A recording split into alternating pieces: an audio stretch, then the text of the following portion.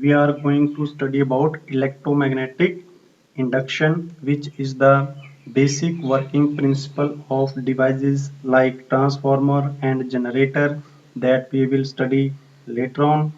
And in this video lecture, we are going to cover these subtopics: electromagnetic induction, Faraday's law of electromagnetic induction, Lenge's law, and eddy currents. The phenomena of electromagnetic induction is based on the change in magnetic flux. So let us see what is magnetic flux. Magnetic flux through any surface is the number of magnetic lines of forces passing normally through that surface, and mathematically it is defined as the product of area of surface and the component of the magnetic field normal to that surface. So let we have a small surface ds, and n is area unit vector along the direction of area vector ds, and b is magnetic field, and theta is angle between the area vector and magnetic field. So small flux linked with this small surface ds is given by b dot ds along the direction of n. So we can write v dot ds cos theta. D phi is the small flux, and phi is equal to ba cos theta, where a is the total area of the given surface. So expression for flux is equal to ba cos theta. For maximum flux, theta should be 0 degree, and for minimum flux or zero flux, theta should be 90 degree. And expression for magnetic flux is equal to ba cos theta. It means if we have to change magnetic flux, we have to change any one of these component, that is strength of the magnetic field, or area of cross section. Third of is change in angle, that is orientation, or any of the combination of the above. It means if we have to change magnetic flux linked with a coil, we can change area, magnetic field, or theta to change the magnetic flux linked with a coil. Now, when flux linked with a coil is changed, there is a production of voltage that is called induced current. And current produced in a conductor due to change in magnetic flux through the region is called induced current. It means when flux is changed, EMF is induced and current will be produced. That is called induced EMF and induced current. Now, what is electromagnetic induction?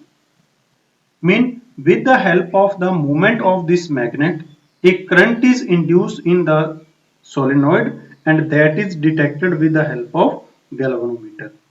The phenomena of induction of current in the solenoid, when flux linked with the solenoid is changed with the movement of magnet, this phenomena of production of induced EMF with a change in flux is called electromagnetic induction. So what is happening in this diagram? When we are moving magnet, magnetic flux is changing, and an EMF is induced in the solenoid.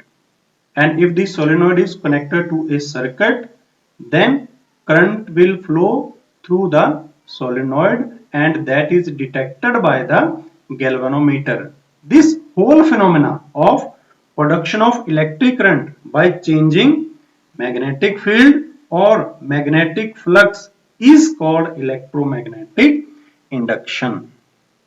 Now, how the electromagnetic induction takes place, that was studied by Faraday Faraday observed the electromagnetic induction with his experiments and observations. Then he gives laws of electromagnetic induction, in which first one is whenever there is a change in magnetic flux linked with a circuit, an EMF and hence a current is induced in the circuit. Mean when flux is changed, then current is induced. And if magnetic flux is continuously changing, current is produced continuously. And if flux is change is stopped, that is relative motion is stopped or motion of a magnet is stopped, there will be no current in the circuit when there is no change in flux. And second law, Faraday's second law gives the expression for the induced EMF, that how much EMF is induced in the circuit. That is, the magnitude of the induced EMF is directly proportional to the rate of change of magnetic flux linked with the circuit. That is, induced EMF E is equal to minus d phi upon dt. And we can write minus phi 2 minus phi 1 upon t, where phi 2 is maximum flux and phi 1 is minimum flux. So we use negative sign because induced EMF is in such direction that it will oppose the change of the magnetic flux. And if n is number of turns, then the induced EMF becomes n times. And if we have to write expression for induced current, so I is equal to minus d phi upon r dt. So these are expression for induced EMF and induced current based on Faraday's law. Now question arises कि if current is induced, in which direction current is induced? It will be clockwise, anti-clockwise. That was explained by Lenz, and it is called Lenz's law. And according to Lenz's law, the direction of the induced EMF or induced current is such that it opposes the change that is producing it. Mean the direction of induced current opposes the change of magnetic flux. So if the current is induced due to change in current in the primary coil, then induced current is such that it tends to stop the change. Now question arises, does Lenz's law is according to law of conservation of energy? Yes. Now, question is, from where electric current is coming in the circuit? So that was explained by Lenz's. So according to Lenz's law, the induced EMF opposes the change that produce it. If is this opposition against which we perform mechanical work is causing the change in magnetic flux, therefore mechanical work is converted into electrical energy. Therefore Lenz's law is in accordance with the law of conservation of energy. It means if magnet is moving towards the solenoid, then solenoid will attract or oppose by the producing the magnetic pole on the side of the movement of magnet. When it opposes our motion, then we have to do work against that attraction or repulsion, and that mechanical work is converted into electric current. So it explains the law of conservation of energy. And what happens if the current is induced in same direction? It will violate law of conservation of energy, because it will be if it is continuously supporting the movement or change in flux, then it will increase automatically, and step by step it will go on increasing, and it violate law of conservation of energy. So Lenge's law is according to law of conservation of energy. Now, as when flux linked with a coil is changed and EMF is induced, that phenomena is called electromagnetic induction. But when a bulk piece of metal is kept in a changing magnetic field, what happens? The currents are induced, circulating current, that are called eddy currents. For example, if we have this metallic block, these are changing magnetic field. So eddy currents are produced in the metallic block. These are called eddy currents.